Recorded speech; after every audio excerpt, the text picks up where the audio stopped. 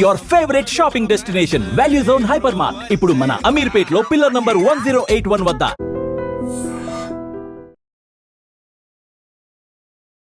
Hi guys, welcome to iDream. నేను మీ చాణక్య.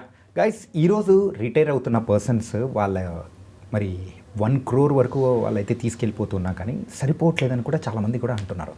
అదేంటి, present ఇప్పుడున్న సిచ్యువేషన్స్లో ₹1 అనేది చాలా పెద్ద మ్యాటర్ కదా.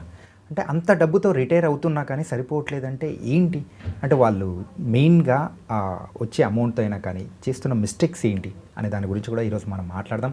దాని గురించి కూడా క్లియర్గా మనకి ఎక్స్ప్లెయిన్ చేయడానికి మన పర్సనల్ ఫైనాన్షియల్ అడ్వైజర్ విజయ్ గారు ఉన్నారు. మరి ఆయనతో మాట్లాడదాం.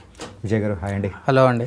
సార్, ఏంటి సార్ ఇది, ₹1 కోటితో రిటైర్ అవుతూ ఉన్నా కానీ ₹1 కోటి సరిపోవట్లేదు అని చెప్పేసి కూడా మాటలు మనం వింటూ ఉంటాం. అవునండి. ఎందుకు సార్ అలాగా? సో ఇక్కడ బేసిక్గా 1 crore ఎందుకు రిటైర్మెంట్కి సరిపోవట్లేదు అంటే మీకు ఒక చిన్న ఎగ్జాంపుల్ చెప్తాను. మన ఎక్స్పెన్సెస్ అనేవి చాలా పెరిగిపోయాయి. ఇంతకుముందు మనకి ఒక 10,000 20,000తో లైఫ్ స్టైల్ లీడ్ చేసేవాళ్ళు. అవును, ఒక 10 years బ్యాక్.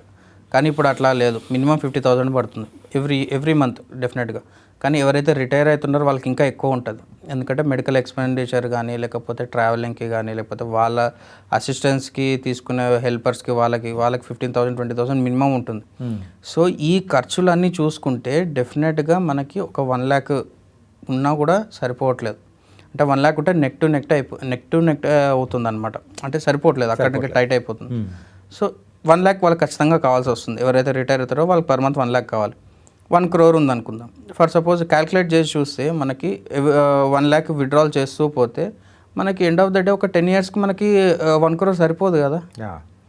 సో ఇప్పుడు అందరు చేస్తున్నది ఏంది, రిటైర్మెంట్ కావాలి 1 crore తీసుకెళ్ళి ఫిక్స్డ్ డిపాజిట్లో పెడతారు. ఫిక్స్డ్ డిపాజిట్ నుంచి వచ్చిన ఇంట్రెస్ట్తో వాళ్ళు ఎక్స్పెన్సెస్ కవర్ చేసుకుంటున్నారు.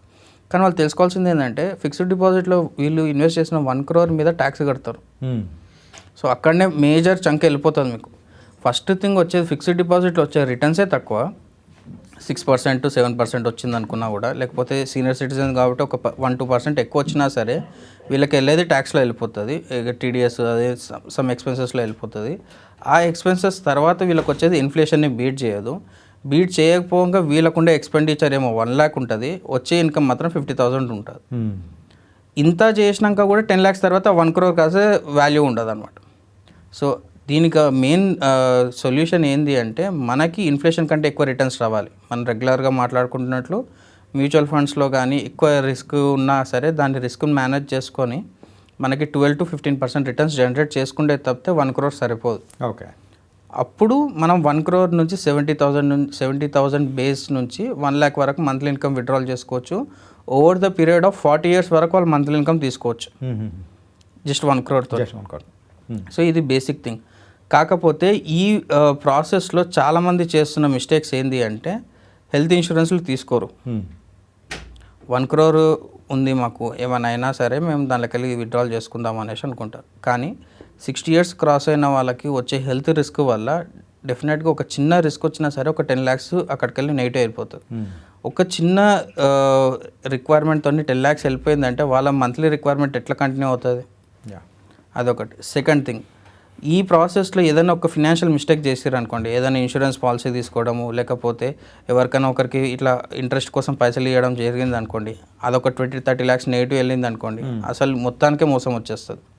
సో ఫినాన్షియల్ మిస్టేక్స్ 60 తర్వాత చాలా తక్కువ చేస్తే అంత బెటర్ అనమాట. ఓకే, ఎందుకు అంటే మీరు అప్పుడు చేసే ఖరీదు నెక్స్ట్ మీ లైఫ్ స్పాన్ మీద డిపెండ్ అయి ఉంటుంది.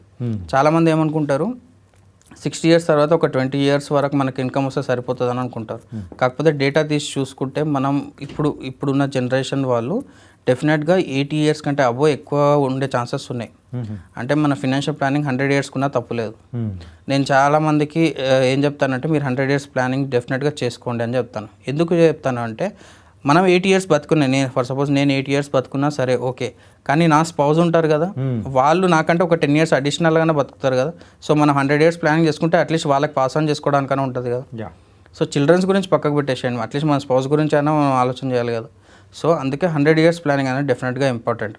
మీకు 40 years ఇన్కమ్ జనరేట్ చేయాలంటే మీకున్న ఒకే ఒక option mutual funds, that to using SWP, systematic withdrawal plan. అది మీరు ఎంత తొందరగా స్టార్ట్ చేసుకుంటే అంత బెటర్. చాలామంది 50 ఇయర్స్లో ఉన్నప్పుడు రియలైజ్ అవుతారు, అది ఓకే, రియలైజ్ కావడం ఓకే. కానీ ఎవరైతే 55 ఇయర్స్ 58 ఇయర్స్ ఉన్నప్పుడు రియలైజ్ అయ్యి మ్యూచువల్ ఫండ్స్లో ఇన్వెస్ట్ చేద్దాం అనుకుంటే దట్స్ టూ లేట్. ఓకే. వాళ్ళు ఇన్వెస్ట్ చేసినా కూడా దానిలోకి రిటర్న్స్ తీసుకురావడం చాలా కష్టం.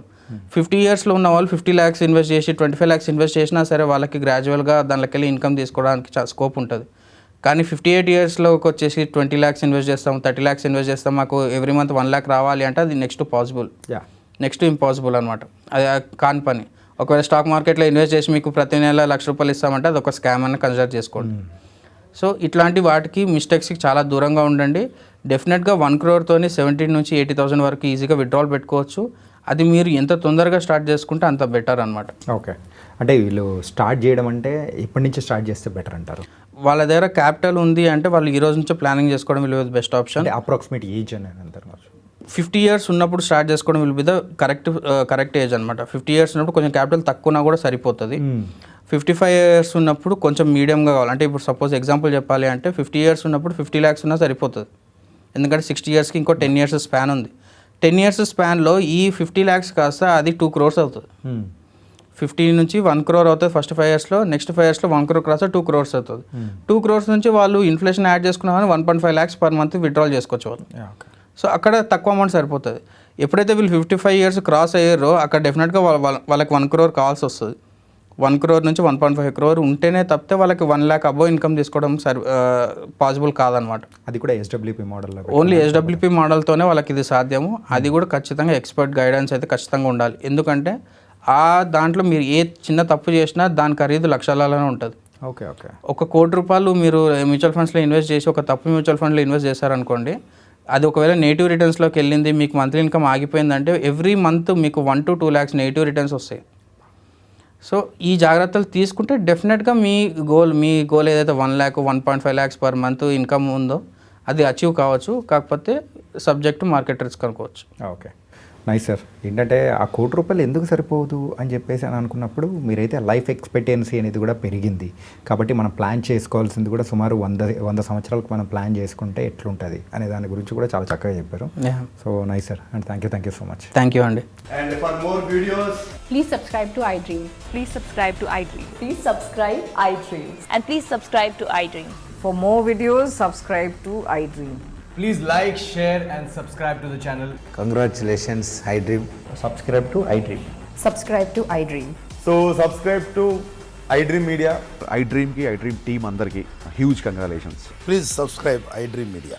Please subscribe to iDream. Subscribe iDream. Please subscribe to iDream.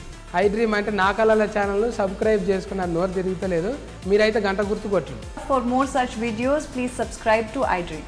Subscribe to iDream. Please subscribe to iDream. Please subscribe iDream Media. Please do subscribe to iDream. Please subscribe to iDream Media. For best entertainment and information, please subscribe iDream. And don't forget to subscribe to iDream.